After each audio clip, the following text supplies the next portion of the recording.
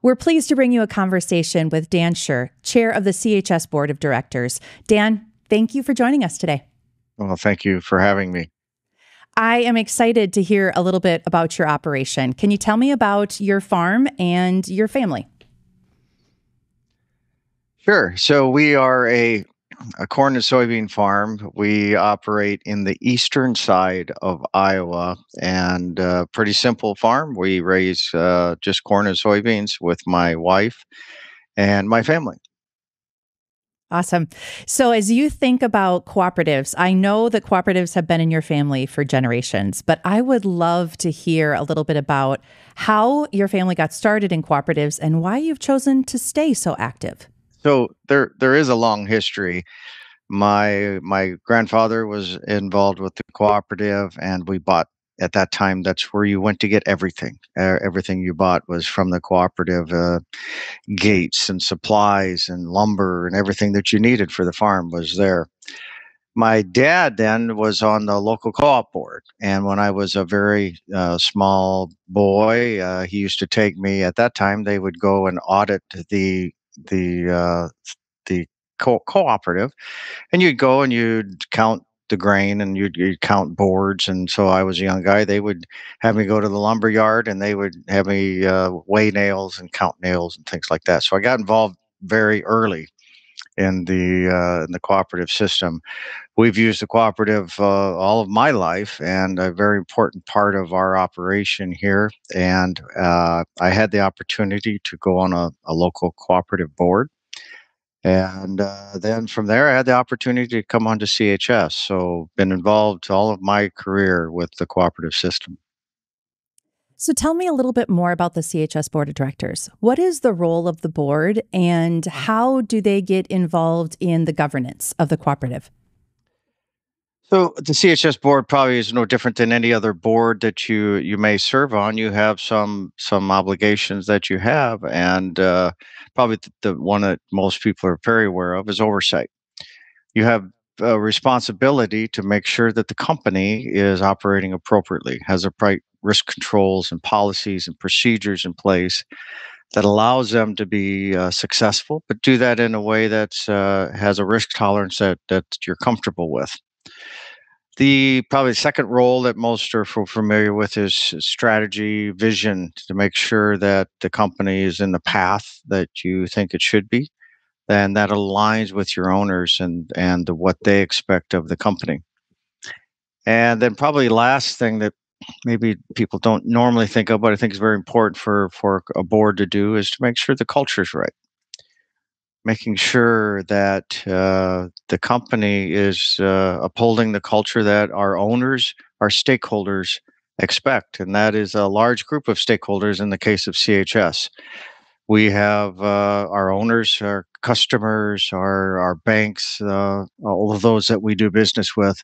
All of them have an expectation, and we want to make sure that we uphold that expectation.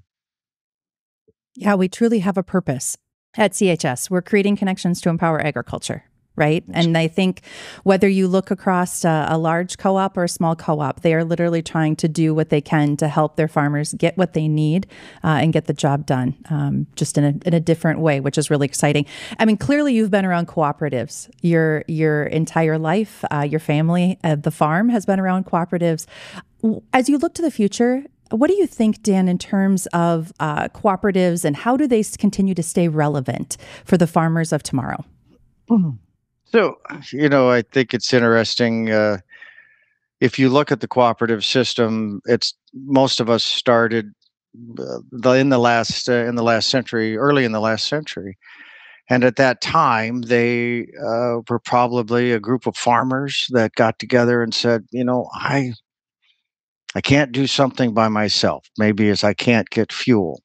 I don't have a market for my livestock or my grain. And they got together and they said, I can't do it myself, but together we probably could do something great. And that's what they did. And they did well. And that's what we have become. But it's still the same today. We still have to find that reason that we can work together. And we have that very much so that we need to work together to bring more value back to the farm. I think CHS is in a unique position to do that.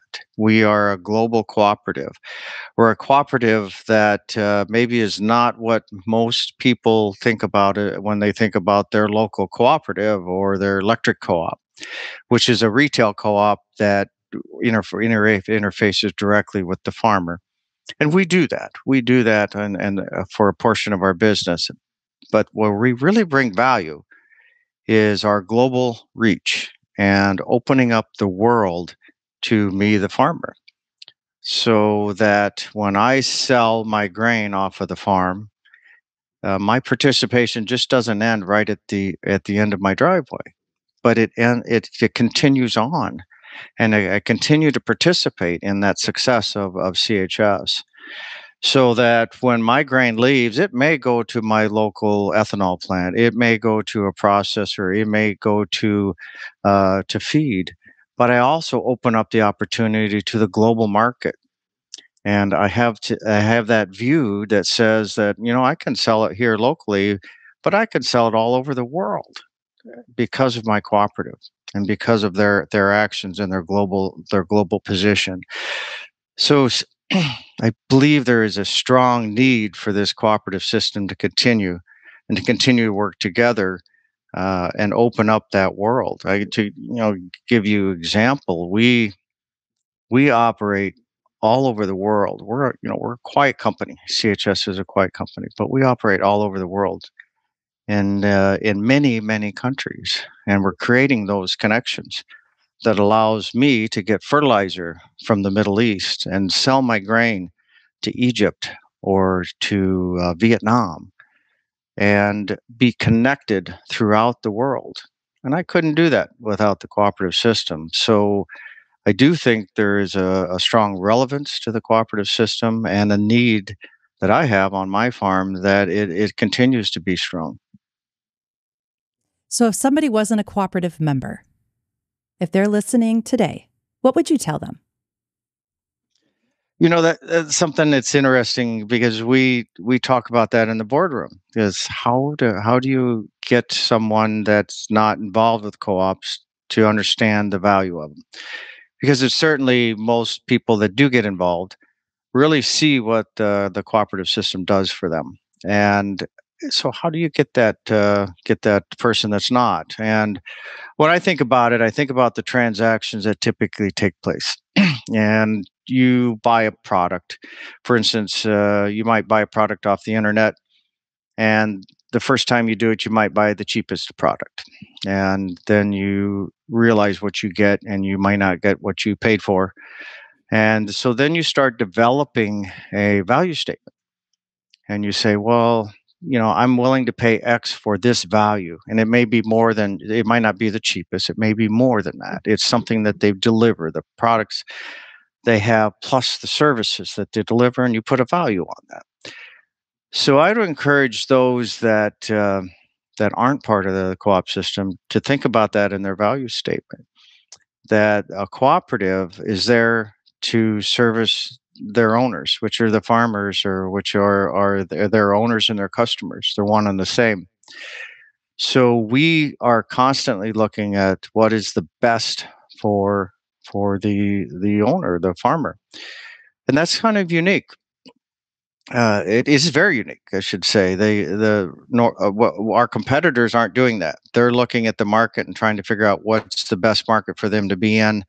They may be in a market and out of a market, but the cooperative system doesn't do that. So for me, part of that value statement is having the cooperative system in my business is a risk control management program for me. And I want them to be there because they're going to be there day in, day out, whether it's good, whether it's bad, the cooperative is going to be there for me. I'll give you an example maybe that might help. Propane's an example. For most businesses, propane is a consumer business providing propane for homes or for industry. And it's a more of a year-round, not year-round, but more of a year-round type of a business, and fairly reliable, fairly predictable.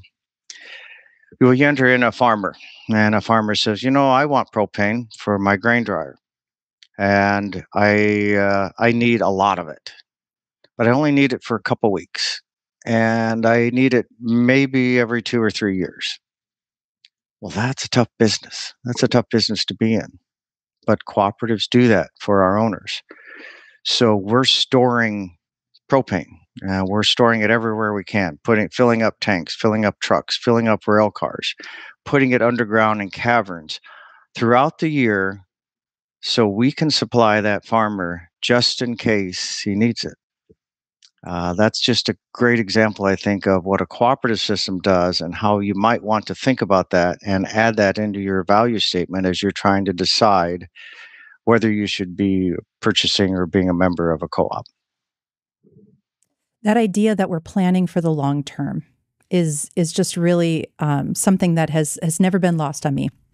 Since I was a little girl coming up on the farm all the way to now, it's really interesting to watch now how CHS plans, how cooperatives band together and plan for these various different times. But it's nothing about the quarter. It's about the long term. It's about the vision, about the generations. And Dan, I also know that beyond, thinking about how CHS or the cooperative system helps us take things from the farm gate all the way to across the world, or bring value by processing and doing various different things with our commodities, they also help us develop personally. They help us develop into leaders.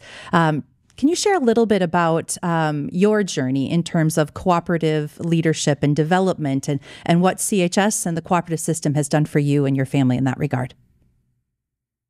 Sure. So I think the cooperative system provides an opportunity for a lot of farmers or others to be involved in something bigger. And when you get involved with that, you have the opportunity to interact with people like yourself that are passionate about agriculture, passionate about the success and the future. And like you said, that we think long term. We play the long game because we're here thinking about how do we set up a company that's successful for our grandchildren.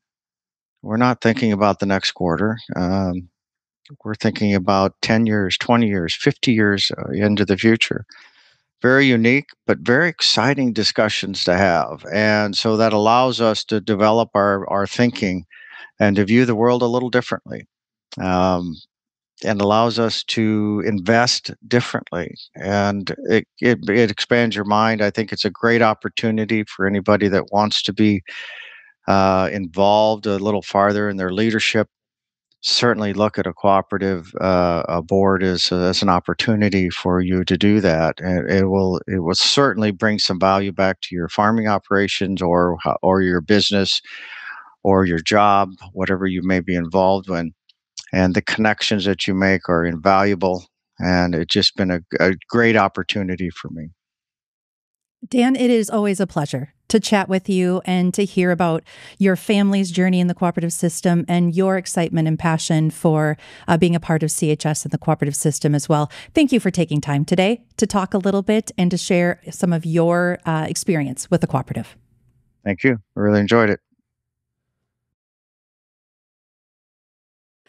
I'm joined by Shannon Forster, a farmer and cooperative owner near Aitkin, Minnesota. She is the farm manager at Minnesota Cranberry Company. Shannon, thank you for joining me today. Thank you so much for having me. Super happy to be here. Awesome. I am so excited to learn a little bit more about your operation. Tell us about your business. So, as you said, I am farm manager of Minnesota Cranberry Company. I farm alongside my parents, Randy and Billy Joe, and my brother, Nathan. We're completely owned and operated by just our family. We farm cranberries, wild rice, soybeans, and a mix of small grains depending on the season. We deliver our cranberries to Ocean Spray, which is also a farmer cooperative, and work with CHS purchasing inputs. Awesome. As a woman and a cooperative owner and being active part of a farm, tell me a little bit about what opportunities you see inside the cooperative system.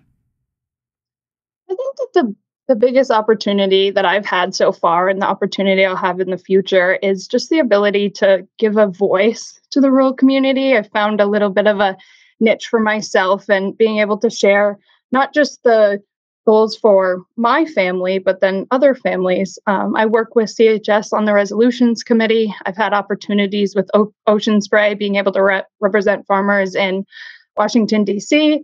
I think the biggest thing is just the conversations with other farmers throughout my area, but then also farmers from across the country, to be able to just communicate our goals and our wants to the cooperative system. Well said. That's exactly the power of the cooperative, right? Having a voice and being able to speak up and be a part of the company that you own. So well put. As you think about the future, how do cooperatives need to continue to evolve so that it's valuable to you, to your family, your operation, or frankly, to any farmer out there?